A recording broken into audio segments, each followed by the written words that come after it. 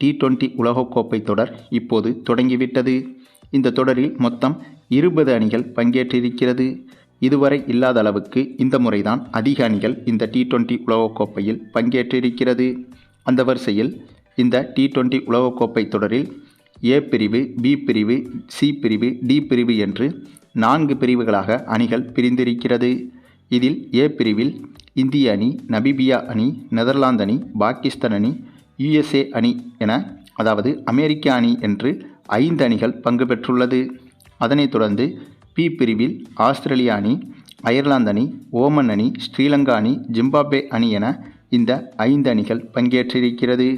பின்னர் சி பிரிவில் இங்கிலாந்து அணி, இத்தாலி அணி, நேபாள் அணி, ஸ்காட்லாந்து அணி, வெஸ்ட் இண்டீஸ் அணி போன்ற அணிகள் பங்கேற்றிருக்கிறது.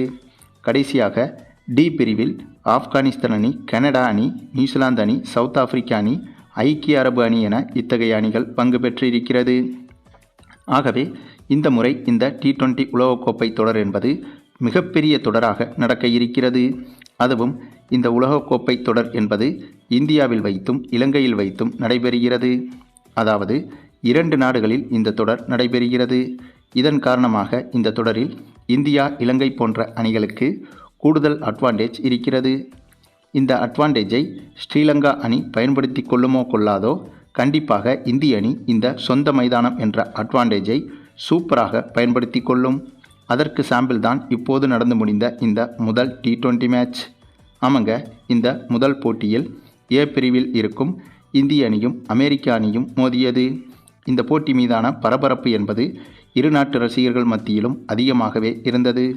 அதற்கு காரணம், இந்த போட்டியில் இந்திய அணி வெற்றி பெற்றுவிடும் என்று அனைவருக்குமே தெரியும். ஆனால் எவ்வளவு பெரிய வெற்றியாக இருக்கும் என்பதுதான் இந்திய ரசிகர்களின் எதிர்பார்ப்பாகவும் இருந்தது.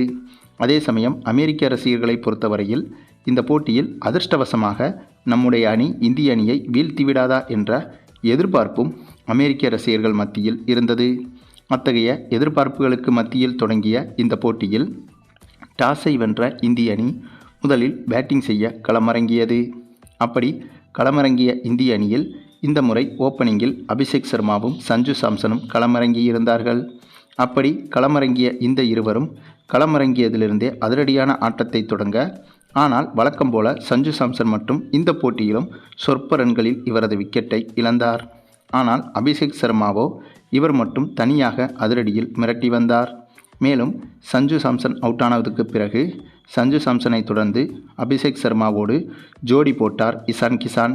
இவருடைய என்ட்ரிக்கு பிறகு ஆட்டத்தின் போக்கு என்பது மொத்தமாக தலைகீழாக மாறியது.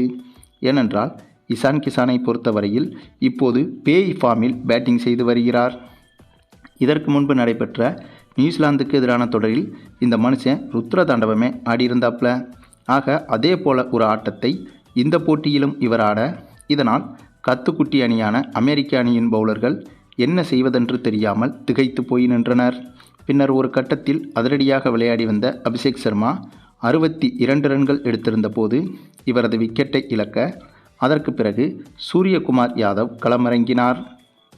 அப்படி களமிறங்கிய இவர் தொடர்ச்சியாக அடுத்தடுத்து 4 சிக்சர்களை இடைவெளியே விடாமல் விளாச, இதனால் இந்த போட்டி மீதான எதிர்பார்ப்பு இன்னும் அதிகரித்தது.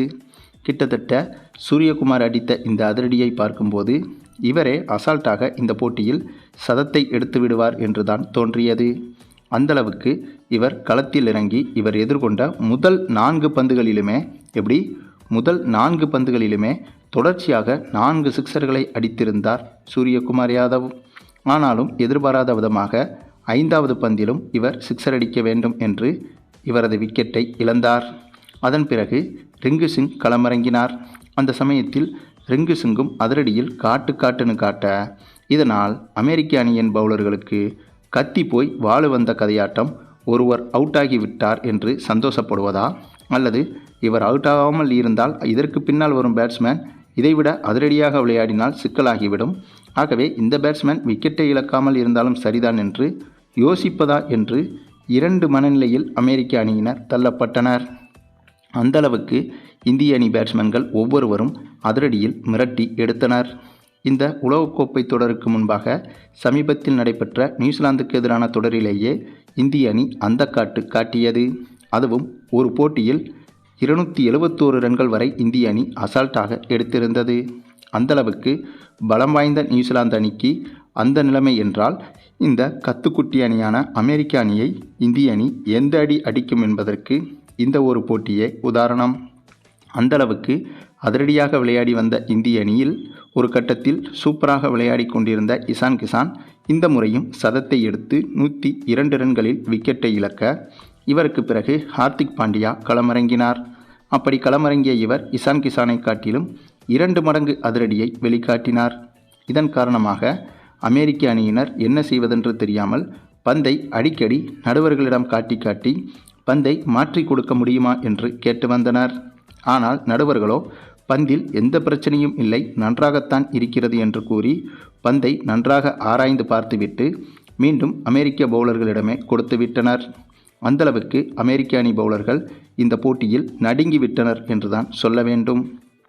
அதிலும் இந்த போட்டியில் ஹார்திக் பாண்டியா அதிரடியாக விளையாடி இவரும் 71 ரன்கள் குவிக்க, அதனைத் தொடர்ந்து ரிங்கு சிங்கும் கொடூரமான அதிரடியை காட்டி 59 ரன்கள் வரை குவிக்க, இதனால் 20 ஓவர்கள் முடிவில் இந்திய அணி சரியாக 391 ரன்கள் வரை சென்றுவிட்டது. ஆமாங்க, அந்தளவுக்கு ஒரு உலகமகா சாதனை ரன் குவிப்பை இந்த போட்டியில் செய்திருந்தது இந்திய அணி. கிட்டத்தட்ட 400 ரன்களை நெருங்கிவிட்டது என்றுதான் சொல்ல வேண்டும். அதிலும் இந்த போட்டியில் இன்னொரு ஆச்சரியமான விஷயம் என்னவென்றால், கடைசி நேரத்தில் ரிங்கு சிங் ஒரு சமயத்தில் விக்கெட்டை இழக்க, அந்த சமயத்தில் பேட்டிங் செய்ய களமிறங்கிய பவுலிங் ஆல்ரவுண்டரான அக்சர் பட்டேல் இவரும் வெறும் 7 பந்தில் 32 ரன்கள் வரை குவித்து விட்டார். அப்படியென்றால் இதில் எத்தனை சிக்ஸர் பவுண்டரிகள் அடித்திருப்பார் என்று நீங்களே யூகித்து கொள்ளுங்கள்.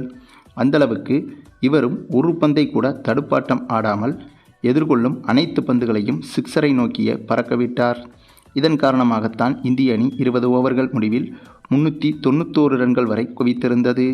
பின்னர் இவ்வளவு பெரிய இமாலய இலக்கை நோக்கி களமிறங்கிய அமெரிக்க அணியை பொறுத்தவரையில் ஆரம்பம் முதலே அதிரடியாக விளையாட நினைத்து தொடர்ச்சியாக அடுத்தடுத்து விக்கெட்டுகளை பறிகொடுத்து வந்தது அமெரிக்க அணியின் பேட்ஸ்மேன்கள். அதிலும் இந்த போட்டியில் பும்ரா இடம்பெற்றிருந்தாலும் கூட பும்ரா பந்து வீசவே கிடையாது. இது போன்ற கத்துக்குட்டி அணிக்கு எதிராக மற்ற பவுலர்களை பந்து வீச வைத்தார் இந்திய கேப்டன் சூரியகுமார் யாதவ். பும்ரா என்னதான் அணியில் இருந்தாலும் கூட இந்த போட்டியில் பந்து வீசுவதிலிருந்து பும்ராவுக்கு ஓய்வை கொடுத்திருந்தார் சூரியகுமார் யாதவ். அந்தளவுக்கு இந்த அமெரிக்க அணியை ஒரு எதிரணியாக கூட இந்திய அணி மதிக்கவே இல்லை என்பதை இதன் மூலம் எளிதாகவே புரிந்து கொள்ள முடிந்தது. மேலும் இது ஒரு சாதாரண வார்ம் அப் மேட்சாகத்தான் நடைபெற்றது. இப்படிப்பட்ட வார்ம் அப் மேட்சிலேயே நிதானமாக விளையாடி ஓரளவுக்கு ரன்களை குவித்திருக்கலாம். ஆனால் அமெரிக்க அணி தேவையில்லாமல் பேட்டிங்கில் அவசரப்பட்டு இந்த போட்டியில் மொத்தமாக சொதப்பியிருந்தது. பின்னர் ஒரு கட்டத்தில் இந்த அமெரிக்க அணி வெறும் 83 ரன்களில் ஆல் அவுட் ஆகி மிகப்பெரிய படுதோல்வியை சந்தித்தது. இதனால் இந்த போட்டியில் இந்திய அணி 308 ரன்கள் வித்தியாசத்தில் 308 ரன்கள் வித்தியாசத்தில் மிக பிரமாண்டமான வெற்றியை குவித்திருந்தது.